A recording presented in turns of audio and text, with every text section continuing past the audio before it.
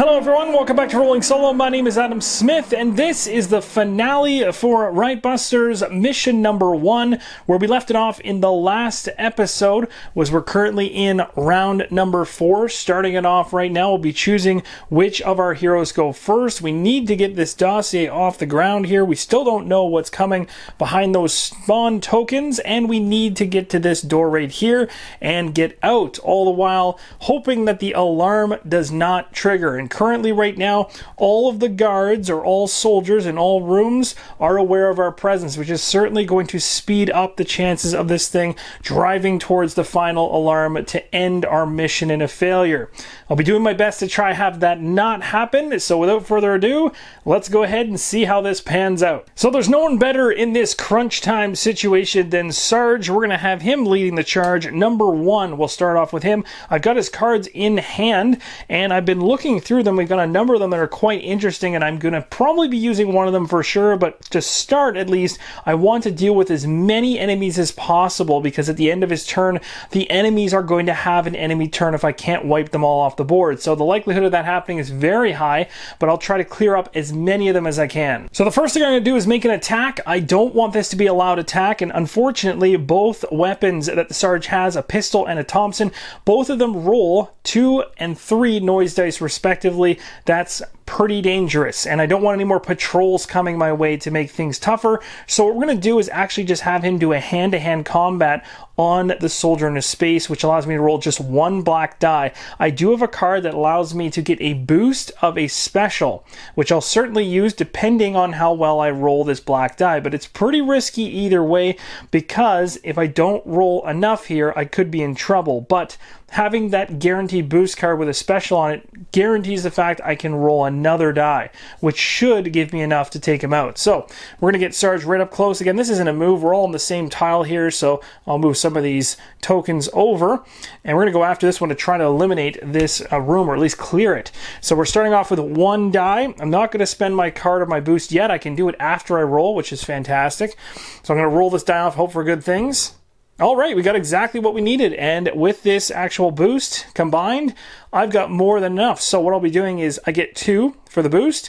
2 here is 4. That's enough to kill this soldier off, and what ends up happening is a loot token is going to drop because I'm choosing to use this special for a loot token, as I don't need any more dice to kill off that soldier.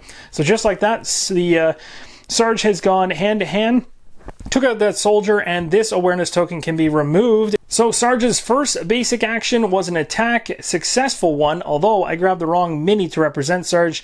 I actually moved this one over here. So I've gone ahead and put Sarge where Sarge should have been at that attack. Again, this is all one room, so nothing changes, no gameplay impact whatsoever. I just want to mention that to you guys. I grabbed the wrong mini. So Sarge is right here, already spent 1 basic action, took out the soldier here, and now what we're going to do is we're going to determine what we want to do in terms of our cards, because I do have 1 more basic action to spend, but I have a feat card I really want to use. It's going to help the rest of my squad get on the move here, and it's called I Got This. So I'm going to spend this one. It's a free action. It'll be discarded, and it's noise dependent on what weapon I use if I choose to actually make an attack with this card. Again, it's always a may with these steps. Each step's divided with a period at the end of each of them, as we've talked about. Each hero on the same or an adjacent tile may move 1. So I mean, right away, that's a huge one. One of the major reasons I'm using this card to get people on the move. So first off, there's no reason to have Clawdeen way back here, and to have a free movement is pretty awesome. You might be wondering, how can that work with her so far away? It's because the card actually states each hero on the same or an adjacent tile. So it's talking about the tile itself, not necessarily that you are adjacent to the space. So there's a difference there. This is the space, this is a space, this is a tile. So I got that extra +1 move here. So it's almost like Sarge is calling his troops forward, saying, let's go, let's go. And so we got this one here. Of course, Sarge himself can also move. So I'm going to bring Sarge into this room as well, because it says each hero on or an adjacent tile. I'm going to go ahead and have Quinton move in. This is really helping me get all of the individuals I want in the rooms to help, and so that their turns are much more efficient coming up. Now, the next one I'm having a lot of struggle with is in terms of our sniper here, Red Hawk. So what I'm currently debating in terms of Red Hawk is whether she should actually use her one move to move into this tile, and she's allowed to leave a space with enemy units and into a space with enemy units, no problem whatsoever. The thing is, once I move in there, even though it's a great advantageous position to be in as I'm getting closer to the dossier and closer to the door and in being able to deal with these guys, is that these tokens are going to spawn, which is going to bring a whole bunch more fun my way. Now, one thing I could do is I could hold off on that and potentially have one of Sarge's last basic actions after he finishes this feat card to maybe use the patrol schedule to find out if we can kind of mitigate the spawn deck before we have our sniper kind of head in there. But in order to do that, I'd have to not move Red Hawk in. I'd have to just say, hey, not moving this particular individual at all. So I think I'm going to do that so I can be on the safe side and actually have Sarge check out the office desk, use the patrol schedule in order to figure out what potentially is coming up, and we can discard one of the three that's pretty nasty. So that's pretty cool. So the rest of this card, because we're going to continue on with the same card we used, is we already did this part here. Each hero on the same or an adjacent tile may move one. So I've chosen to move the ones I'd like and not move the ones I don't want to.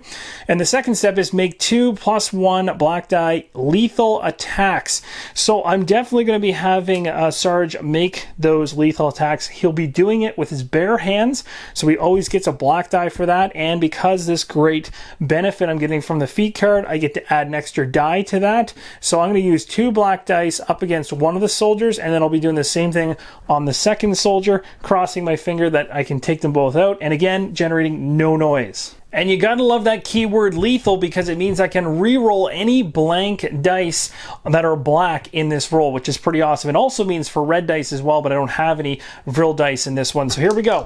Rolling 2 black dice, and let's see how this goes. All right, so we got ourselves 2 hits and a blank. Well, we definitely want to make sure we get the hit. So again, the lethal keyword is going to trigger here. I'm going to go ahead and roll again. Oh, and it's a blank. So you'd assume with the first roll being the 2 successes on the die, and then the other one was blank, I tried to re-roll it using lethal, and it ended up being blank again, that I'd have no chance to actually take out that soldier. But guess what? I have other squad members in that room, and after an attack is made, those squad members can, if they want to, add a single modification card into the pool to help me out. So Quinton, who has an insane amount of cards in his hand, is going to spend this one, Vicious, for a modification +2. So essentially it's like basically bringing a die in that has a 2 value on it is exactly what happens, which is exactly enough to go ahead and take out that soldier, which is super handy. So Quinton gets all the credit for that particular kill, and we'll remove this soldier. No loot drop or anything like that, because again, there were no special dice that were rolled, and I didn't choose to use it for that effect.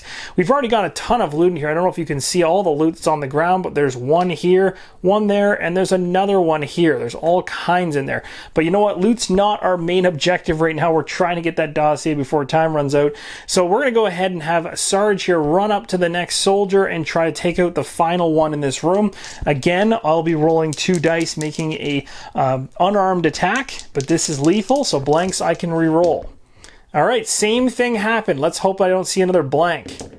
Yes, we got the +2, and I'm going to convert that. Instead of exploding my dice and actually adding another die in for this special, I'm going to choose to drop loot instead.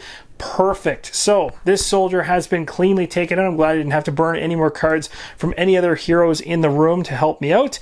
And we'll grab a token here for more loot dropped, and that room is no longer alert, so we can remove that token and also put an all clear in there as well. But there is one actually from before, because things originally were all clear. Now, again, I want to specify with the all clear token, you might have situations where enemies still come into the room. There's nothing wrong with that. Really, these all clear tokens are to make sure that nothing comes from behind you, through a door that's already opened and things like that, because that's essentially what's happening here by clearing out each and every room as you go along. So at this point, we're in the clear. Sarge is actually done that. I got this card. He's finished this completely. He does still have 1 basic action left. So it's at this point in time that I want to go ahead and use that patrol schedule that's sitting on top of the desk here. So we're going to grab this card, take a look at it. And it says, whilst in this area, you may take a basic action, which I'm going to do, to look at the top 3 cards of the spawn deck, discard one, and put the others back on top of the deck in either order. Fantastic. So let's go ahead and grab these spawn cards one at a time. So here is the first one. Ooh, 3 soldiers. That's pretty rough. That might be the one that gets ditched. Ooh, 2 soldiers and another soldier. So this is another 3 soldiers. So that's not good. And then the last one is just 2 soldiers. So I like just 2 soldiers. So what we'll do is we're going to put this one on top. And we'll take, well, I guess it doesn't matter to these 2. We'll remove one of them. And we'll leave this one here on the bottom. And then we're going to go ahead and put those back on top of the spawn. So we know when we go ahead and spawn the tokens that we are going to have to deal with those. Now I'm putting the 2 on top because based on line of sight, the first one that would spawn in that room is going to be the one with the dossier because it's straight ahead of us. Remember, north, south, east, west. So that way 2 enemies are only sitting on the dossier. It makes it easier to get in there and hopefully pick it up and maybe get a card that actually can combat 2 enemies. So that is going to be it. Heading into the enemy turn, the first thing we do in the pre-alarm section is see if there's any guards that are in alert status. Yes, definitely have a room of them. So this is going to move up to the 5th position, getting closer and closer to the major alarm going off, which will fail the mission on us. You can see that even just going through each hero turn, every single time the hero has done their turn, if there's enemies present on the board and they're alert, which that whole room is right now, it's going to cause a serious problem. It's going to push us closer to losing. We really need to deal with that room as fast as possible. Next thing that's going to happen is action stations. So all alert enemy units on the map are going to move. Do this in the order listed on the missions faction card. We only have soldiers. For the action stations, even though we have 1 movement to allot to these units, we have to determine if the units are ranged or if they're melee. And these soldiers are ranged. So they have line of sight through the door at our squad. So we have to determine who the target's going to be in the next step, which is kill the intruders. So which hero is going to be targeted? Well, there's 3 in that room. Sarge was the last one to go. So Sarge is taking the heat. So what we do is we take a look at the actual attack value on the row. And again, another way to know whether or not your unit is ranged or not is if it has a green back on the row itself. So you can see the officers, soldiers, they're all considered ranged. Dog and scientists are not. You can see on the soldier row here that there's some smaller numbers next to the larger ones. So first off, I'm shooting from range here with a soldier. It's a 4. Okay, so we're going to be rolling defense dice against that 4. But there's 2 soldiers in that space, so it's going to be 4. And you can see that yellow space right there beside it. It says +2. That means for every additional soldier of the same type in the same space, you're going to add an additional 2 on top of that. So 4 for this one, 2 for this one. If there's any more in that space, 2 and 2 and 2 on top of it. So we're currently at 6 right now. The smaller 2 that's in between them is their range because they can shoot up to 2 spaces away. So Sarge is currently the target of these attacks. These soldiers are shooting at Sarge, but it's being done as a group. So we're going to be rolling 2 defensive dice here against that 6 value that we calculated. I'm hoping for good things.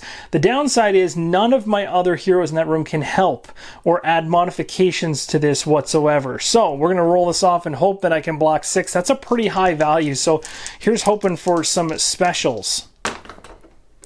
Okay, so I don't know if that rolled off screen or not for you guys, but we got a 3 and a blank. So the attack was definitely successful and Sarge was not able to stop it. Sarge rolled 3 defense and it was 6 coming at him. So there's a difference of 3 there. So now we're going to be taking our very first wound card. Not looking forward to this. And then referencing what happens at the very top of the wound card. This one says intense pain. Roll 3 white dice. Well, that's really, really bad. So again, wow, that is pretty harsh. And then down below here, we've got another threshold that is called 8, and that's based on wounds. So if your wounds actually compile in total difference up to 8, then the second one would actually trigger as well. It says at the start of your turn, roll 2. And that's pretty bad because that locks in on your character as a permanent wound, which is pretty bad. We're still just stuck up in this top section, thankfully, but 3 white dice is a lot of noise. So I'm not really looking forward to this. This is going to be bad. Oh, okay, not terrible, but we did get a special. That would have been an incredible roll, but we're going to have to roll 1 more for the special. Come on, blank. All right, not bad at all. So it's just 4. Okay, we might be able to get past this. It could have been really bad. Here's hoping, fingers crossed. Let's see what happens. No! We ended up getting scraping sound. Scraping sound of Sarge in serious pain. So this one said discard 1 card, and 4, we hit that threshold, unfortunately. An enemy patrol appears, and it is at ease. Well, I can tell you right now, it's not going to be at ease for long. Well, this is definitely not good, because guess what's happening right now? We have a patrol busting through the door up here. This opens up wide because it's the closest door to the individual involved. So the patrols are going to come through this spot right now. So 2 of them based on the card. But guess what? They're in one large column, and that column can see into this room. So both of these are going to spawn right now. So everything we had planned for these 2 is now going to go down the drain, because I know what they are in advance. So this one is going to be 2 soldiers, and the next one is going to be 3 soldiers. So we have a ridiculous amount of soldiers standing in that room right adjacent to us. Things just got real crazy really fast. We have a total of 7 soldiers in one space. Wow, and we've got that grenade, and you know what's really bad is that at this point now, if we use a grenade, the worst part about this situation is that the grenade would have us move the track up 2 spaces, which would be an instant loss. So the possible worst time to have this many enemies showing up and not be able to actually just wipe them all out with a quick grenade. So this is going to be a problem. The last step of the enemy phase is to check any awareness to see if any heroes are in line of sight of enemy units. At this point, those units in that room are all on full alert. So the units that came into the room, even though the spawn card stated they'd come in at ease, which is the best way to come into a room ever, they actually become fully alerted because the rest of the soldiers give them a heads up like, hey, these guys are behind the door. Guess what? Everyone is fully alert of our presence at this point in that room. We're back for another hero turn. My second hero I'd like to activate using the dog tag is going to be Clawdeen. And you would have thought I might have picked Quinton, seeing as Quinton has great melee capacity, is right up to a room full of soldiers. He's right here. Instead, I'm going to pick the character that's furthest away. You're probably thinking that is a terrible plan. Well, it sounds like a terrible plan, but she has some fantastic cards, even though she only has a handful of about 5, whereas Quinton has many more than that, and we'll be waiting for a great opportunity to use them. But for now, I'm going to use Clawdeen because she's fantastic at melee. I'll show you how this plan is going to unfold if it goes to plan. First thing I'm going to do, basic action, move. We're going to move into this space. Quite simple. Next thing I'm going to do is spend a card as a free modification, which you can always use modifications as long as it actually ties to what you're doing. This one is a +1 to basic move, which allows me to move an extra space. Pretty awesome. Discard the card and roll 1 die for noise, a white die. I have no way to mitigate that dice roll either, so that's going to be kind of risky. All I need is 1 success on it, and bad things are probably going to happen. So let's go ahead and roll a white die. She's thankfully now in the same space with everybody else, just using 1 basic action and that modification. So that's pretty good. So let's see if this noise roll doesn't mess us over. Okay, 1. I can deal with 1. It's not as bad as like 3 or a special or anything nasty like that. Let's see what happens. So we definitely made some noise here. What does the deck have for us? Noisy, ironic. Add 1 white die to your total. The threshold is 4. Okay, well, we're already on our way to that pretty quickly. And this is actually kind of stressful because if this happens, it appears that a patrol is going to come, and that is going to come through that other room, which I really don't want to happen. So here we go. Let's roll a die. Cross your fingers that this does not happen to us. Oh my gosh, that was super lucky. Okay, stress has been relieved. We did not hit the threshold. There is no patrol, but wow, that could have turned on a dime and gotten even more nasty. So my plan might still be stable. We'll see how this goes. Whew, okay, seriously, that was a sigh of relief. Okay, so moving on to her next action. So Clawdeen has an amazing skill that's called Vengeance, and it's this one right here. It's on her player board, and this skill allows her to be able to move into a space as long as it would count as being in melee. So in other words, you're always considered to be in melee if you move into a space with enemies. So in other words, you can't use Vengeance if you're just moving into an empty space that has no enemies in it, because you wouldn't actually be in melee. But if I move from where I currently am into this room full of individuals, schedules, then yes, in essence, the game considers all of us to be in melee, even though we're not attacking yet. So this is perfect. I'm going to have her go through the door into the insanity, but just before I activate this ability, there's something really important I want to do. So I'm going to step her back out, and I'm going to decide to use my last basic action to actually use the patrol schedule, because this is a great way to mitigate the nasty spawns that are about to happen for me walking through that door. So right here it says, while it's in this area, you may take a basic action to look at the top 3 cards. We've done this before. Discard one, put the others back, basically in any order you want. So this is going to be great because we have a little bit of control over how bad this room is going to get, which is always good. So let's go ahead and draw 3 spawn cards and see what we're going to run into. The first one is a B and a D. Okay, so that's going to be a soldier and a dog. Now remember, the great thing is Clawdeen has a dog biscuit on her. That's going to be handy. She picked that up way earlier on. So this is actually one we might want to see, because that dog might be something that we can deal with later on. This is even better. Just a single soldier. These are some good pulls so far. Let's see what the third one is. Okay, we've got ourselves an officer and a soldier. So really, this is a tough one. I think the officer is a problem because the officer likes to run away. And I don't like an officer being with soldiers because he boosts them.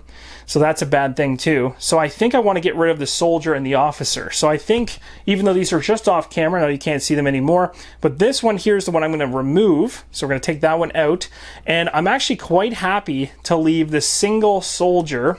And what I'm going to do actually is, while I try to decide which one I'm going to use, I'm going to take a look at what the dog biscuit does again to ensure that when I put these spawn cards back, we're putting them back in the most advantageous position based on the dossier area being the first one to spawn. So the dog biscuit states, discard this item to cancel the attack of all dogs, experiment 6XXs, and general wolf in the same area until the end of the turn. So you have to be in the exact same area as the dog.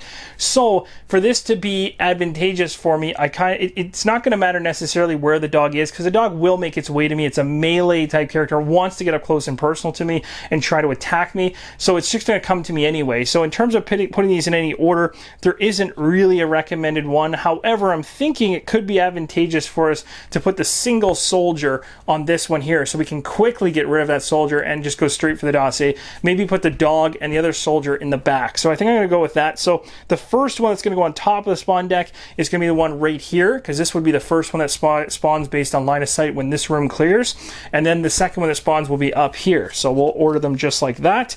Now that you've got my reasoning down in terms of my plan of attack, we'll see how this goes. So now time for the next stage of my plan, and that is to get through that door. So she is going to make that move using Vengeance, as I talked about, into the room. The second she walks in there, she can now draw line of sight, because she can draw line of sight out of the space she's in, even though she's within a room full of enemies and they're all in melee. She can still see both of the other spawns now. I mean, that's a lot lighter than I thought might come out in those. So we got lucky with those spawn pulls, but again, patrols throw all kinds of curveballs at us. We'll see how this goes. We still have 7 people in the same space with Clawdeen, but guess what? I've got a card that I was planning to use from the jump with her turn, and that is her feat card. It's a fantastic one. It's called the Angel of Death, and of course I have to use cards at this point because I've used both of my basic actions. This one's called Angel of Death. As I mentioned, it says free action, discard, makes 0 noise, which is fantastic, and then right here it says make a +1 black die melee attack on each enemy unit in your area. So I have a knife on Clawdeen already. I'm going to get a +1 black die on top of it, meaning I'll have a total of 3 dice for every single soldier in that space. She is going to hopefully go on one of the wildest killing sprees in this game. All right, let's do this one at a time. We'll go ahead and choose this one first. She's going to spin through the door, come right at him with her combat knife, and that combat knife has precise on it, so we'll definitely be taking advantage of that. Again, 2 black dice, and I have to be within range, which I am. I don't have to roll any noise dice whatsoever. This is fantastic thanks to the card itself. Angel of Death is a quiet one. I've got 3 black dice ready to go. Let's roll these off and see how this pans out. And just like that, with a roll like that, 3 hits right there, 1 on that one and 1 on this one. Why do these become 1s? Because she has precise on her knife as a keyword. That is a total of 5. That's more than the 4 needed to take out the soldier. That soldier is out of here. There's no loot drop because I'm not actually activating any specials, of course. Now she's going to turn her attention to this next guard. We'll see if the attack goes well. This is an amazing guard. Oh, wow. That was surprising, actually. So we're going to have to do some mitigation here because that only counts for 3. So technically at this point, we've actually missed on killing that individual. So do I have any cards on Clawdeen that I can burn that are worth burning in order to bump this up? And thankfully she does. She has a modifier card right here that'll give her 2. It's called Vicious, modification with no noise roll whatsoever. Just like that, total of 5. That is enough. This card is discarded. We'll remove these dice for a second. This soldier has also been killed off. Again, no loot dropping there. She's going to turn her attention to the next soldier in the room. She's just going on an absolute killing spree here. There is 1, 2, 3, and that would be 4, plus the special. That will actually trigger a loot drop unless I wanted to roll more dice for fun, which I do not. So this other soldier's also been killed off. We dropped some loot in the space. We're doing pretty good here. So far, so good. Now, this is why this card was so unbelievably epic, is look at the damage it's doing, and look at how many attacks I get off this. It's craziness. Next roll here, that is a total of 5. That again is enough to kill off another soldier in the room, so you really don't want to mess with her. She's again converting all these to singles continuously, which is just nuts. So that individual's off the board as well. Just realized I got so excited to take that miniature off the board, I took the wrong one off that she was focusing on, but again, doesn't matter. These are all just soldiers. She's still going to focus on this other guy over here. Make an attack. Oh my gosh, that's way more than enough. Another kill for her. Just insanity. She's clearing this room out like it's nothing. She's going after this individual. That's another massive hit. This guy is gone, and the final individual in the room for her to clear out this whole zone for her soul. Oh my. That is aggressive. So only 1 loot drop with all those soldiers that she just cleared out, though. Now, I can only imagine what the other individuals, part of her squad, are even saying at this moment as they all froze in fear at the door, and she just walked right through and literally knifed every single soldier in the neck in a row as they must have not been paying attention as she busted through the door with crazy speed, ripping through them like nothing. Cleared that entire portion out. You might think that you gain a heroic point from that, but you don't. You only gain a heroic point if on your turn, by the end of it, you clear an entire room or an entire corridor, which is basically a tile essentially. So I'd still have to take out the dog and the soldier and the other soldier to get the heroic point. So even though that was insanely heroic, it wasn't enough to actually get me a point. I need to get the rest out there too. And sadly, I have cards that are cool, but nothing that I can use currently with her to do anything else in her turn. So that is going to be where it stops. And again, this token remains. Everyone is still alert. So now we go to the enemy turn. Yikes. This is kind of stressful now because this alarm thing is going up to 6 now. And this normally only goes up once all 4 of the heroes have had their turn and the enemies have had their turn afterwards. But again, as long as there are enemies and they're alert when this turn starts for the enemy turn, this thing just keeps going up and up and up. So we're in big time Issueville. So basically the way this is working out right now is inside of this round, inside of my 4 heroes going, I have to kill off all of the soldiers in this room and have no more patrols coming through. And I have to have enough actions left over in this round, where currently I've already used 2 of my 4 heroes to actually get the dossier and get out the door. Can I pull this off? That's a really, really good question. It's either going to be really tight or I potentially may have already lost and haven't realized it yet. It's going to come right down to the wire, I think. So action stations are next. You'll notice the dog has disappeared, but I guarantee you he is coming back. He's moving from this area right here into my space. The dog is a melee character, wants to primarily get right up against me. The soldiers want to keep their distance and shoot me from range, so that's unfortunate. I do have a dog biscuit, which is amazing that I happen to have it on Clawdeen. I didn't have to do a lot of trading to get it to the person that needed it in the moment. It was already on her, so everything worked out that way perfectly. The dog biscuit is going to stop the dog from attacking me in the next stage of the enemy turn, called Kill the Intruder. So I'm definitely dropping that right there to mitigate that attack. What happens now is everybody else essentially that's going to attack the nearest hero, which obviously is going to be Clawdeen. There's 2 soldiers attacking, so we do the exact same combination thing we did before, where we have the 4 +2 for every other soldier around that's making an attack. So my defensive value that I have to hit in order to be safe is going to be 6. The good news is that Clawdeen actually has a +1 green die because she picked up a helmet a long time ago. So she gets 2 green dice standard, and she gets an additional green die because of the helmet. So she's rolling 3 green dice. All right, here we go. Let's see how this pans out. Hopefully it's good. 3 green dice. I do have 1 card to mitigate things if it goes south. Wow, that was perfect. Those dice hit together. You guys might not be able to see the other one. Yes, it's just a little bit off screen there. It's a 2. So we've got the 6 we need to be completely safe. We did successfully defend it just barely. But just so you know, I did have a card here called Concentrate that allows me to reroll all blank results with no noise. So if I had to, I would have just re-rolled. So I probably had that in the bag regardless, but honestly, that helmet was huge. If I didn't have that helmet, getting up to the 6th level is pretty tough. Again, the dog is not going to be attacking me, so we're now done the kill the intruder step. We go to check awareness, so we're checking to see if any heroes are in line of sight of the enemy units, and if necessary, we'd raise the level of awareness. The level of awareness is already at alert for this room. We're still trying to work our way through clearing it, and we really have to on this next turn, which will hopefully give us enough time with the hero turn after to get the dossier and out the door. So I really need to plan this perfectly. All right, so the stress is at an all-time high. Can I make this happen? I don't even know. I really don't. But Quinton might be able to pull off a room clear. We'll see. I'll be using a lot of cards and hoping for some good luck on my side. So 3rd activation for my heroes. I'm going to have Quinton go next. He has the stealthy skill, which is fantastic. So that skill allows him to re-roll a single white die when making non-attack noise rolls. So essentially, if I can get him to that exit door at the end, which is a level 3 door, you might not be able to tell because it's got turned sideways. It's one of the hardest doors to get through, if not the hardest. I don't think there's anything higher than level 3. You got to roll 3 white noise dice just to try to get through that thing. Plus you got to unlock it. Actually, no, you don't have to unlock it. You just got to make the noise roll because there's no lock token on it. The only lock token was way at the top, way up there, which we never got to, and I don't really want to see it because there's all kinds of spawn tokens back there. There is some stuff that would have been cool to go after back there, though, in terms of different items, but we just don't have the time. So what I'm going to do now is I'm going to do some crazy attacks. So the first thing I'm going to do here is use a card for a free action. So we're going to hold on to the basic actions as long as we can. So this one right here is called Swift as an Arrow. So it says move 2. And then if you want, because it's a separate thing, make a +2 accurate ranged attack. So I mean, that does sound pretty cool, and I'll probably make that ranged attack. I don't see why I wouldn't. So we'll go ahead and we'll move, and I'm going to go right into the space with the dog area with Quinton. I have to make a noise roll on this too, which is fun. So I move into here like this, and you're allowed to move. Now, normally when you move into a space with enemies, if I wanted to move any further, I'd have to stop. Like for instance, if this area was blank and I was trying to get to the dossier, I can't just go with the same action straight through here.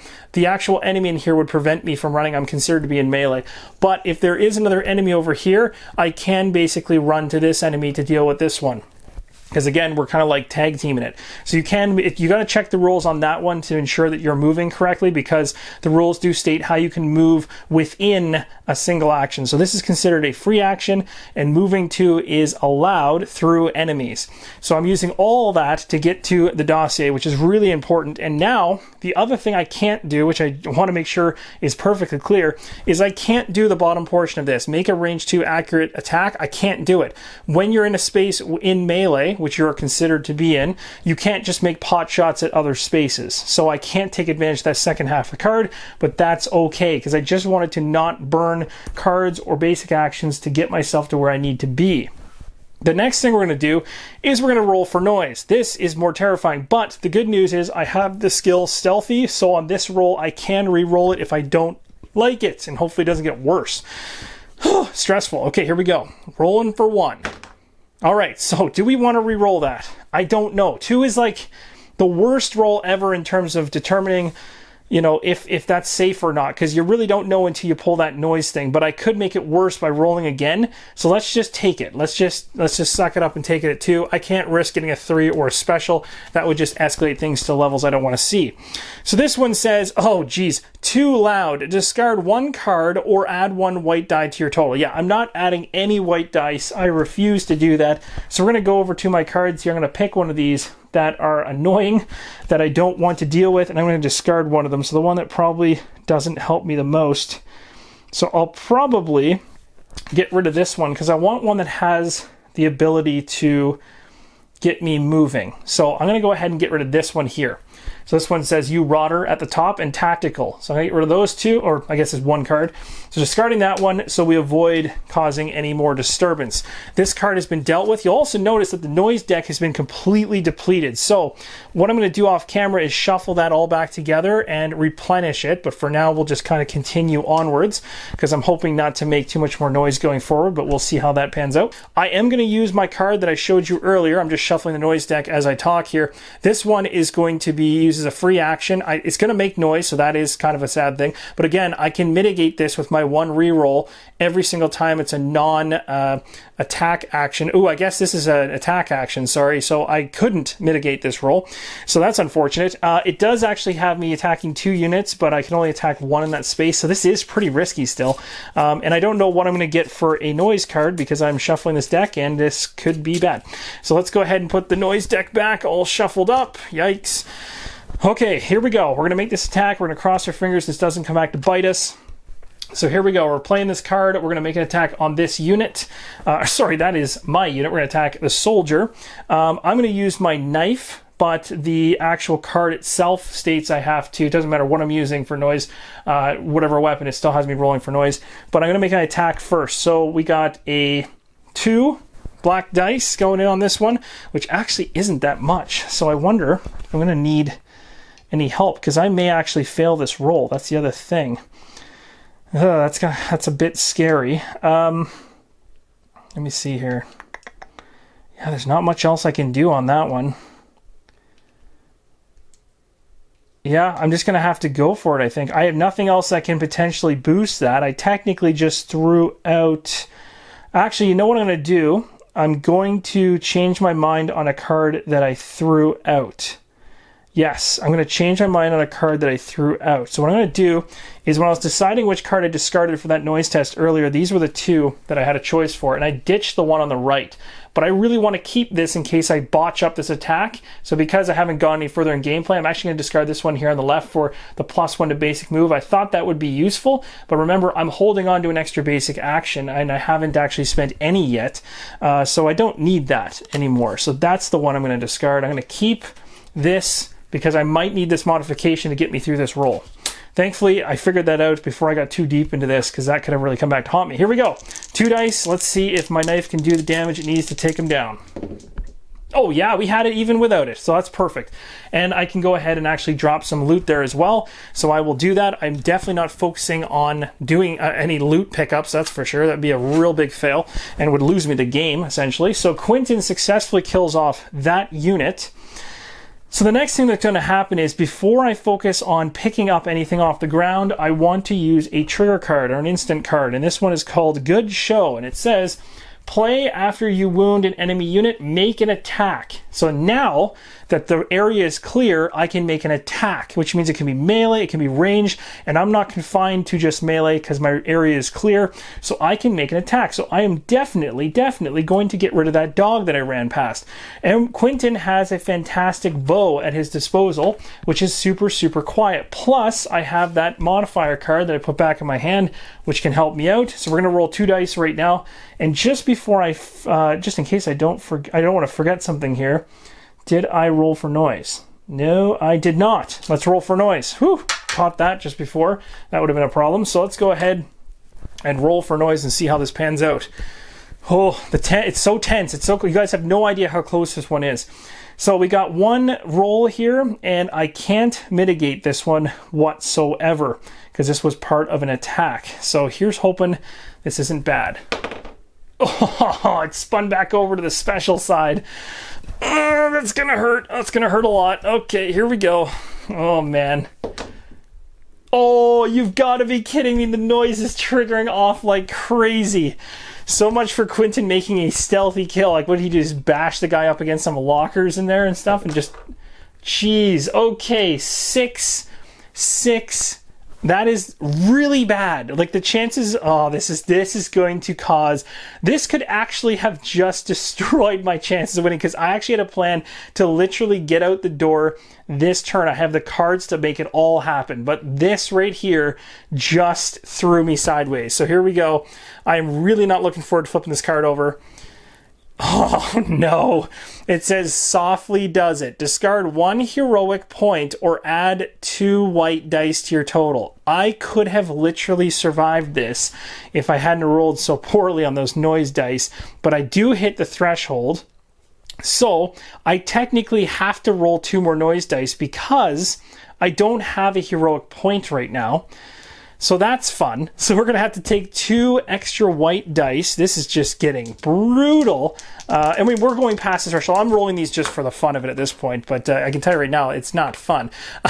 So here we go. An enemy patrol appears and it is suspicious. Well, when the patrol appears, it's going to be beyond suspicious. It's coming through and it's going to be alert, which is going to make this whole situation so much worse. This is going to throw so many curveballs into my plan now. Okay, so with that known, we now have to go ahead and bring a patrol to the nearest door to where the current hero that has been dealing with stuff. So obviously it's going to be this door right here that's going to swing open. So the door cracks open, a patrol comes through, it immediately can draw line of sight to us. So we're going to go ahead and spawn this. We literally need to cross our fingers right now. This is not terrible, because if it is, this could literally mess the whole plan up.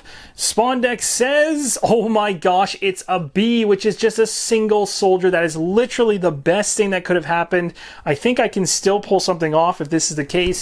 So that's only going to be 2 individuals in there. That could have been a lot worse. So now it's time to get back to Quinton's turn and his making of an attack on an enemy unit from a trigger card right after he wounded the soldier in this area. So to just go over this at a high level again, I was in that space. I made a free attack against an enemy in there. I used a card which is a free action that had me actually attacking 2 units, but I could only attack 1. I made the attack. I killed the individual off, but it made noise. The noise then triggered a patrol to come through the door just to the north of us, dealt with all the spawning of that, and we're back at his turn. Now I'm going to go ahead and do what I had planned, which is this one right here. A trigger says play after you wound an enemy unit, which would have been just moments ago before the patrol spawned in on us.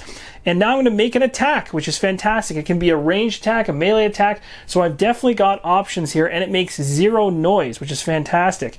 So Quinton's stuff makes no noise anyway. He's got a bow and a dagger on him, but we just have to figure out who we want to attack. And honestly, with the patrol being the way it is now, with them having 2 soldiers at the door, I really need to focus on that, and my strategy to get out of this thing has definitely changed. So here's where the strategy splits for me. Because that individual came through the door as part of the patrol, making 2 soldiers up in the top right hand corner where the exit door is, it ruins my strategy because I had enough cards and attacks and movement and everything else to get Quinton out the door. But adding that extra individual into the room stops my plan to actually have another hero, the last one of this whole round, Red Hawk, activate, because if I can't kill every single enemy in this room, then the second the enemy turn starts, we move that round tracker and lose. So now my focus has changed from getting an extra turn with Red Hawk so that we can get Red Hawk through here and out the door, to just saying, the heck with it, Quinton, it is your time to shine. You've got to make this happen on your own. So what he's going to do is at this point, he's now going to focus his attack, instead of being at the dog, he's going to focus his ranged attack at one of the soldiers in that space. Thankfully, this particular attack is going to be silent, so that's a huge bonus. I do have 2 cards left in my hand, and I'll show you guys what I've got so you at least can see what I'm dealing with here in the last couple turns. So I've got 1 card here at the very bottom. It says Tactical. I want to use that for its modification at some point, maybe even now if I need it. On the left-hand side, I've got a really handy card, a free action that says in either order, move and make an attack. That's going to allow me to wipe out potentially that whole corner in the top right. And then I can use basic actions to do the rest of what I need to accomplish. But it's going to be really, really tight. And I may not have what I need to actually make this happen. I still could end up losing. So we'll have to see how this pans out. So currently, at this point in the game, I haven't used any basic actions, but I plan to pick up the dossier, and I also plan to use a basic action to move out the door once I make the noise roll, if everything goes smoothly. So we'll see how this goes. Very, very stressful. I can tell you that much right now. So we're making our ranged attack right now, thanks to the card that I showed you guys earlier, and we are going to make that ranged attack against one of the soldiers in the room. They're levels 4, as we know. We're going to roll 2 black dice. It's a silent attack, and for this particular attack using a bow, it's going to allow me to use the precise keyword, which gives me the ability to change blank black results into +1 hits. So certainly needed in this situation. I goofed up big time there. It was a really bad roll, so that's only 2. In order to get to where I need to be, I actually am going to have to burn this other card here, the tactical at the bottom for the special. That's going to give me the 4 I need. Okay, so I got myself out of a jam there. Now that would actually allow me to drop a loot if I wanted to as well, but there's no more loot tokens left. All the normal loot has been strewn throughout the building, so there's no more to drop there. I'll take this guy off, so he was able to quickly take him out. Now we have to deal with the next individual, and before we do anything else, I need to make sure I pick up the dossier, because that's the whole point of this mission. So we're going to get our bow out of there.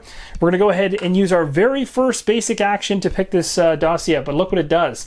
It has 2 noise on it, meaning we have to roll for noise for this nasty thing, and hope that nothing bad happens. The good news is that Quinton has the skill Stealthy, which allows him to re-roll one of these dice, because it's not a result of an attack action. It's a result of a non-attack action. So here we go.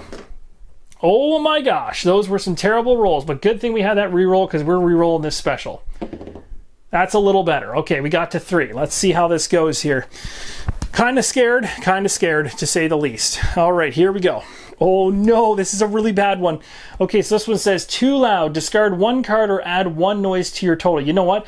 I have to roll the die. That's what's vicious. I only have 1 card left. So in order to pull this off, I have to have this card to get me in that space and make the attack. So I literally have to roll another white die here. And as I mentioned, I've already used the reroll. So this comes down to a die roll, literally, as to whether or not this whole plan is going to go south again. So here we go. Oh, I'm safe. I'm safe. That is the most epic roll ever by like 1. I just barely missed that. Oh my gosh, that was so close. Okay, the excitement levels are starting to come back again. I am feeling a little better about myself. We definitely survived that noise roll, and we are picked up the dossier successfully. So we flip it over, you can see the check side. So we got that mission objective. We'll get this skill thing out of here. Just showing you guys what I'm using as I go so you can understand.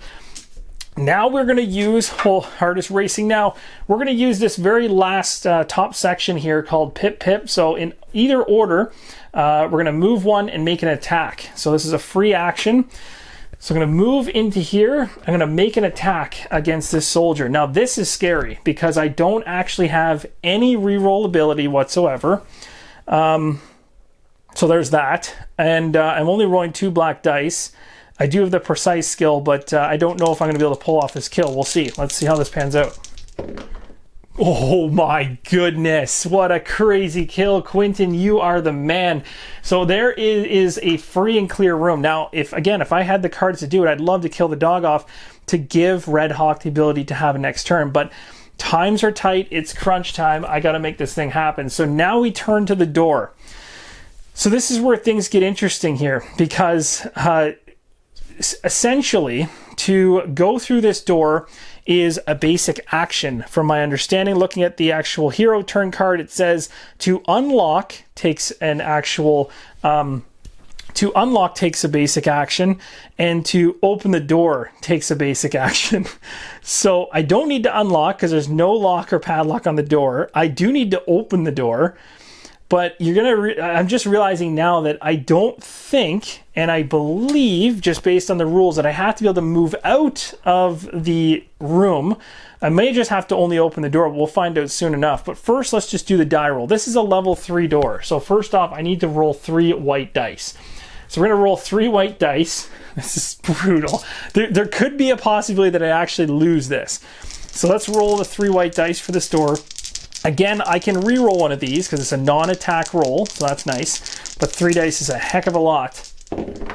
Okay, yeah, that's really bad. Okay, so I like these 2. I'm gonna, oh, actually, yeah, definitely gonna re-roll this one because it's a +2 plus another die explosion. Oh, it came back at me. That's not good. Not good at all. Oh, geez, this is where things go south. Okay, there we go. All right, so there's the grand total for you guys. I know I was rolling that off screen there, but I was pushing those dice over as I got them. Regardless, a very loud roll. So that is going to be 3, 4, 5, 6, 7, 8. Yikes. Oh, this is going to be nasty. So here we go to the noise deck. Let's see how this goes. Oh, yeah, definitely. So this one says discard 1 card. I don't have a card to discard. We hit the threshold regardless. So it says alert enemy units immediately attack. If they cannot attack, they move. This is not an activation. So this dog biscuit was only good for the one use that I used it for. So at this point, the dog is going to attack me. Now, thankfully, the individual that's in there is Clawdeen, and she's able to handle this. And it's only got a 4. It's 5. Ooh, it's 5 we got to hit. That's pretty vicious. Okay, so a defense of 5. I'm rolling 2 green dice plus for the helmet for her, so she's got 6. She's got 3 dice, but she needs to roll a 5 to be safe. All right, here we go. Here's hoping for good things. Okay, so that was not enough. Okay, so we got a 4 total. So we got to take the difference, which is 1, which means we got to go to the wound deck now with just knowing it's a 1. See what happens to me. This one says knocked back. That's essentially it. Nothing else. It's a slow reaction. And we didn't hit the threshold, thankfully, so that's safe. So Clawdeen is actually knocked back into this room back here. We made the dice roll on the door. The door is open now at this point for Quinton, which you would think is going to be a good thing. But now I have to double check to see whether or not I have to actually step out the door. Because if I have to step out the door, I've got a problem. We were so close, but yet so far away. This particular mission has us actually going to the exit tile, so we have to go through the door onto that small tile way over here, and it says exit right on it. Very similar to how we started on the entrance tile and came into the building. We need to have the individual with the objective move out of the building in order to make it. So at this point in time, I have no way to generate any more movement on Quinton to get him out the door, unfortunately. I thought I had the cards I needed, and I might have had what I needed at some point along, but burning cards to mitigate some of the noise rolls that I got, I just had to use them, and it is what it is. I got super close. So the next thing that happens, of course, is the enemy turn triggers. The dog is the only one in here. How would you know that the dog would be the last one to get the last laugh on us? All the other humans died, but the single dog caused the alarm to trigger, and we do fail the mission. So what ends up happening here is, let's say hypothetically one of my characters had have actually made it out. So, and when I say one of them, I mean the one with the objective. So Quinton, if Quinton had actually had the movement needed to get to the other side of that door, what that's considered in this case is you look at a chart inside the mission book and it breaks down whether it's a victory or defeat and to what level. So you'll see on this page right here, completing a mission, it says the game continues until the heroes escape, run out of time, or all the heroes are captured. A hero cannot use an exit to escape without an objective item. So in other words, no one can move on to that exit tile, that very small tile, unless they have the objective. You can't be like hiding on the other side of the door. You can open the door if you want to, but you can't go out of it.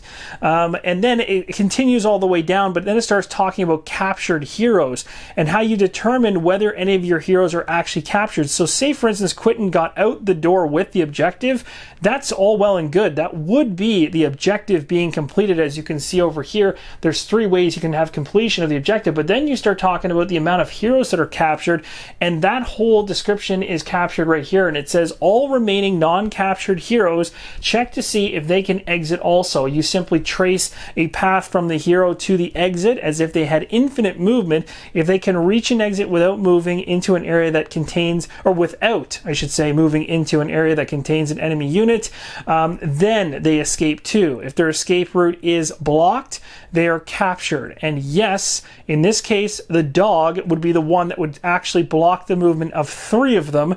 So even if Quinton got out the door, 3 of my heroes would have been captured in this scenario, and we would have gotten what's considered a small mercy or minor victory, a successful mission, but with great sacrifice. The names of the Reichbusters will be remembered for their honor and valor. So those 3, Sarge, Red Hawk, and Clawdeen, would be out of the picture, which is pretty brutal. So at the very beginning of this playthrough, I talked about what level of difficulty I'd chosen. I had chosen This Means War. It says, at the end of the mission, captured heroes lose all heroic points and items. We're still very early on, and we didn't actually gain any heroic points, but items we definitely gained, and we would lose all of those. And then it goes to captured heroes are returned to the available pool of heroes. So that's nice. You still actually get to use those heroes again later on. The only way that those heroes thematically would be lost forever is if you want to play this way, level 3. Then the captured heroes lose all their points and items, and they're removed from the available pool of heroes. That's where things get real tough because you start losing them, but thematically it makes a lot more sense. And honestly, I would play that way because it's just cool that one of your characters could potentially go out the door and win the mission, but the 3 individuals that were captured might be able to be you might be able to get them escaped out of a compound later on, but for now they're basically gone, which is just very thematic and cool that you just can't see them again and have to pick some new heroes to continue onwards. The last thing says the mission must be successful to proceed. So as you can see, because I technically failed this literally by a single basic action, which is probably the closest loss you can possibly have, I would actually have to replay this one again in order to continue through the campaign.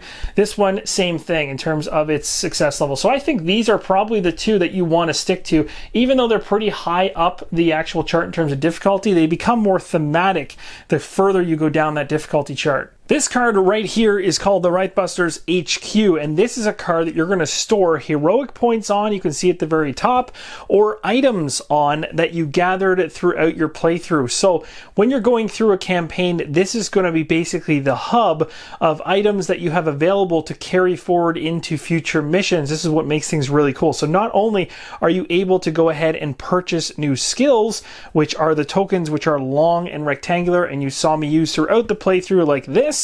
You'll be able to upgrade your character that way by spending heroic points to do so, but you can also gain heroic points which will sit in this location. They'll be attack, defense, or wild. You can spend them in order to help you out in certain situations.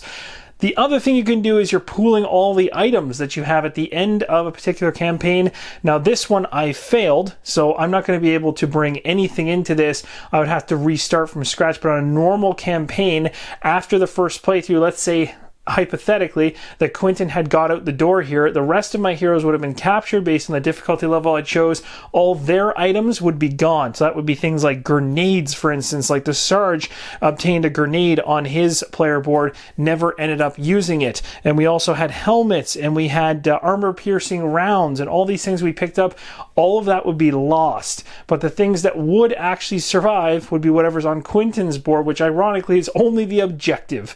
So literally I would have lost every item I gained because they were all on my other characters.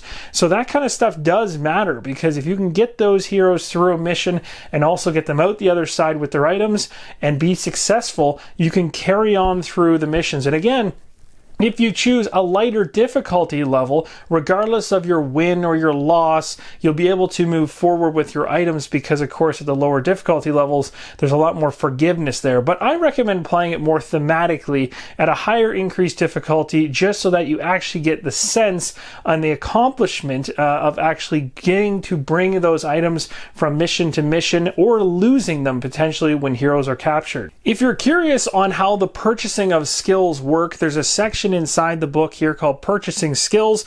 It states new skills can be purchased using heroic points, as I mentioned, the hero's own and or those on the Reichbusters HQ card, which we just talked about. Attack heroic points can be used to purchase attack skills, defense for defense skills, and wild can be initially used to purchase any non-vril skill, which is pretty cool. A new skill costs a number of heroic points equal to the number of skills of that type the hero will now have. So basically, as you load up through each of these different areas, it's going to cost an increasing amount of heroic points to gain them. So you've got some cool attack skills here, defense skills, noise skills, tactical skills, and then the vril at the bottom. For those curious about heroic points in terms of what they look like, the attack, defense, and wild symbols, they're all right there, plus a talk about how you can actually use them in one of two ways. This is also a really interesting section because you can be captured as a hero even during gameplay, although this didn't happen during my mission number 1. It says heroes can be captured if they get isolated and overrun by enemy units. A hero is considered captured if, at the start of their turn, all 3 of the following are true. The hero is downed, there are no other heroes in that area, and there are 4 or more enemy units in that area. So basically the enemy's isolated you by yourself, you're also downed based on the amount of wounds coming your way and things like that, plus the fact that you also have 4 or more units. None of those things were all true together at the same time during my playthrough, but I can guarantee you there will probably be times in larger missions throughout the campaign where that is going to happen. It says a captured hero cannot take any actions on the turn. They also count as a guard point. All enemy units gain guard while in the same area as a captured hero, so they're going to try to guard that hero that is captured, and you can try to, I believe, go after those enemies to free that particular hero. A captured hero can be rescued, as I just mentioned, by their teammates if the 3 conditions listed above are no longer all true at the start of any of that hero's subsequent turns. Then they have escaped and they can take their turn as normal. So basically you can kind of get caught up in the moment or captured, but your friends can kind of come back, your allies, to help you out. Pretty cool. And that's going to conclude the playthrough of Reichbusters mission number 1. This was a lot of fun. I really hope you guys were able to gain a lot of information by watching this playthrough to make it easier to get the game to the table in a quicker amount of time, and also dive right into the campaign with a lot less barrier to entry. Thank you guys so much for watching and all the comments and feedback along the way. And as always, keep on rolling solo.